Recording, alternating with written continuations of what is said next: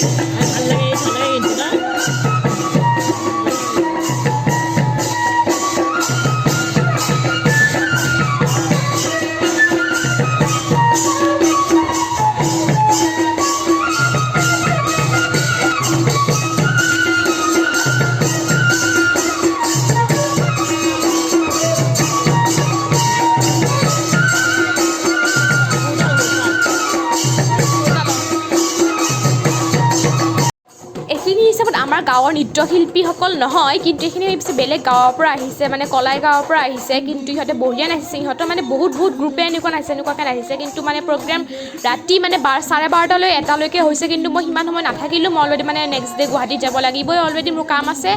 চ' মই গুৱাহাটী গুচি আহিবলগীয়া কাৰণে মই ৰাতি শুই গ'লোঁ সোনকালকৈ এইখিনি আপোনালোকক দেখুৱাইছোঁ যিখিনি পাৰোঁ আৰু মই প্ৰগ্ৰেমত 11টা বজালৈকে আছে তাৰপিছত মই ঘৰত গুচি আহিলোঁ শুবলৈ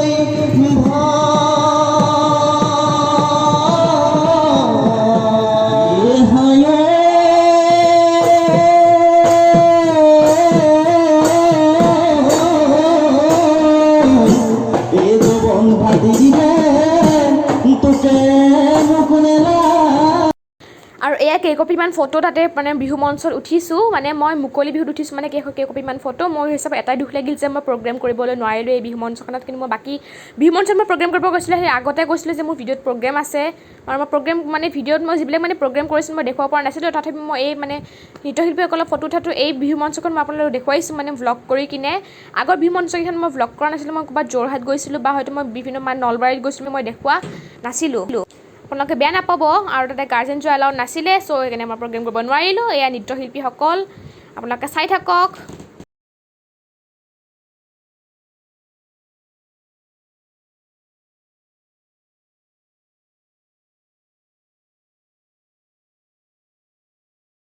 And this was all today's video. I hope you have enjoyed the video. If you have enjoyed the videos, then don't forget to like, comment, share, and subscribe to my YouTube channel. And yes, do not forget to press the notification bell icon so that what video you can upload you get notified. Next video is coming soon. Till then, take care. Bye bye. Love you all. See you soon.